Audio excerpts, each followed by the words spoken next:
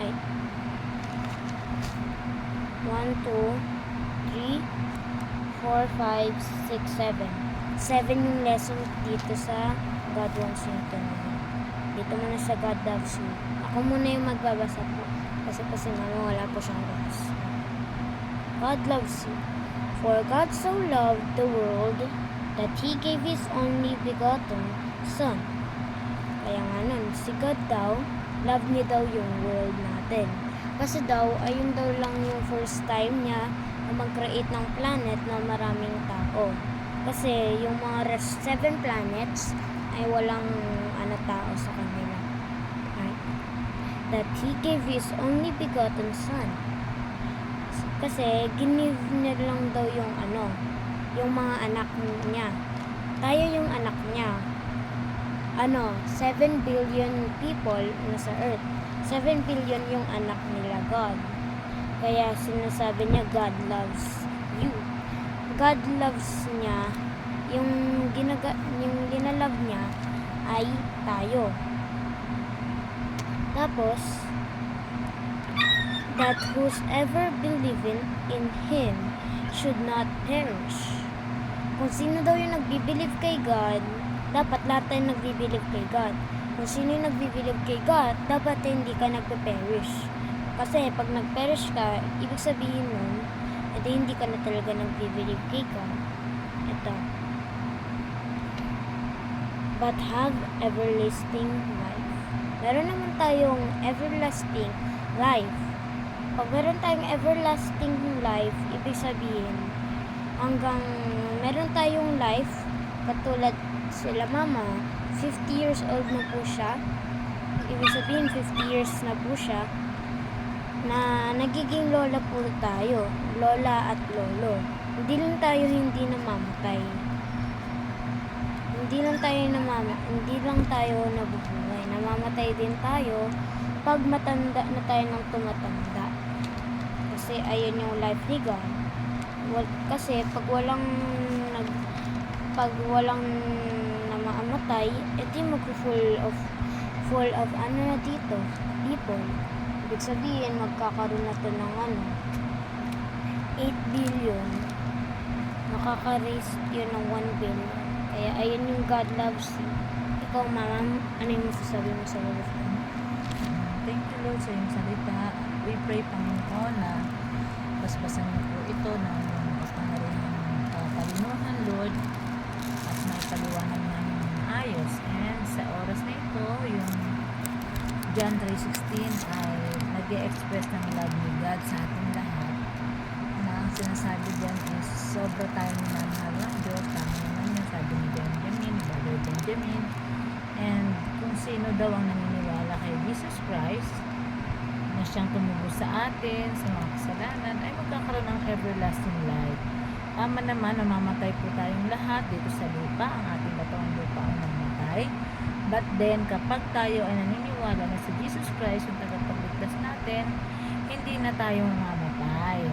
Spiritually, yung katawang lupa, ililibing, mabubulok, pero papalitan ni God ng bagong katawan by the power of the Holy Spirit, at makakarating tayo kasama ni Jesus Christ na nagtubos sa ating mga kasalanan. So, dahil doon, tayong lahat ay merong commitment kay Jesus Christ. Dahil yung sa Panginoong Diyos na binigay niya yung nag-iisa niyang anak anak para makasalamuhan natin, para tularan natin yung ginawa ni Jesus Christ. Hindi man natin siya totally magaya, pero kahit pa paano, tinatry natin yung best natin para maging kagaya niya. Dahil sobra tayong mahal ng Diyos, binigyan niya si Jesus Christ para maging tagapamagitan, maging way, no? Para makalapit tayo sa Panginoong Ama. So, yun lamang po. Maraming salamat. Pray na po tayo ulit para sa closing. Lang na, wala pa akong nasasabi sa mga. Katulad po ng lesson po natin sa ano po. Ito po sa God wants you to know Him, sa God loves you. Kung love niyo tayo, dapat hindi tayo magsisinungaling. Hindi. Alam niyo ba kung sino yung nag-love sa'yo pag nagsisinungaling ka tapos hindi mo siya pinafollow? The devil loves you. Hindi na yun din love ni God. Dapat hindi ka naglalay kay God. Kunyari, nagkukunyari ka na love mo si God. It's because if you don't tell the truth will tell on you. Okay, ayan po yung masasabi ko sa inyo. Let's pray.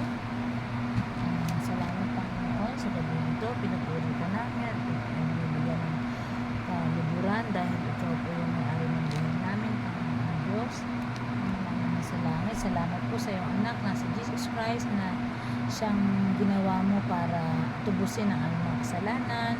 And we pray, Panginoon, na hindi lang po kami yung makakilala sa inyo. Gamitin nyo lamang po yung video na ito, yung YouTube channel namin para po maabot din namin yung pangangailangan ng iba na makapag-share ng Word of God. And at the same time, ma-i-explain namin ng kahit konti yung ibig sabihin ng mga salita. Kaya Lord, thank you so much Lord sa buhay ni Benjamin at sa akin din po at sa iyo Lord, sa power po ng Holy Spirit mo, Panginoon, ay hindi namin magagawa ang lahat ng ito. Muli sa gabi ito Lord, sa iyo po namin nagkakatiwala ang aming pamamahinga sa family po namin, mula po kay Kuya Bidek at Inayka, lalo na po birthday niya po ngayon. Bless niyo po sila Lord ng masaganang pagpapala at magandang kalusugan, lalo na po si Hiraya, si Papa at Mama niya Lord God. Ikaw po yung patuloy na magbigay sa kanila ng kalakasan physical at lahat ng blessings na pangangailangan nila Lord. In Jesus name, and pagbiyahe po nila papuntang Mindoro, ikaw rin po Lord ang patuloy na mag-ingat sa kanila sa pagbiyahe nila sa barko, sa mga sasakyan ng transportation, Lord God.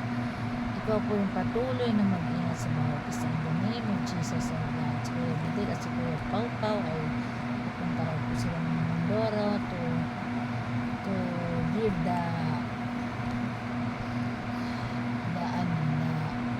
give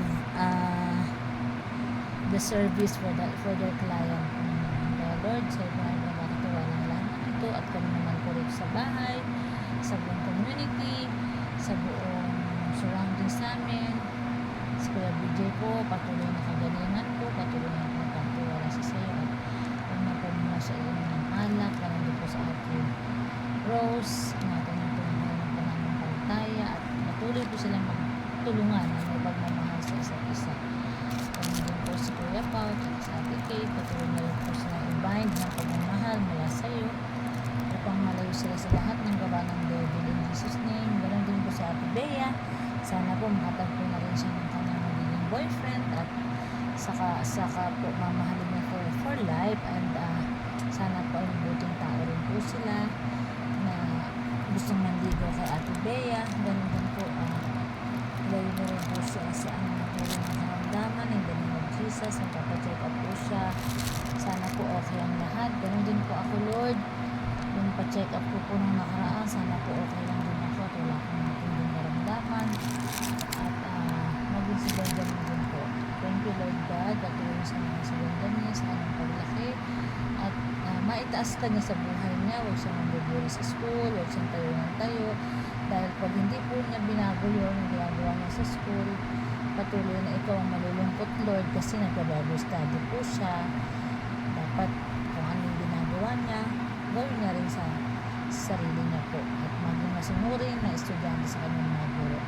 Thank you Lord God sa gabi ito. Good night po. I love you Lord Jesus. Amen. Awit tayo. Hallelujah Lord God. Awit tayo mo. Ikaw na mauna. Ano yung aawitin mo? Ikaw na mag-isa.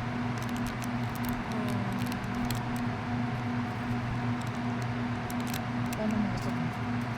Ng ano?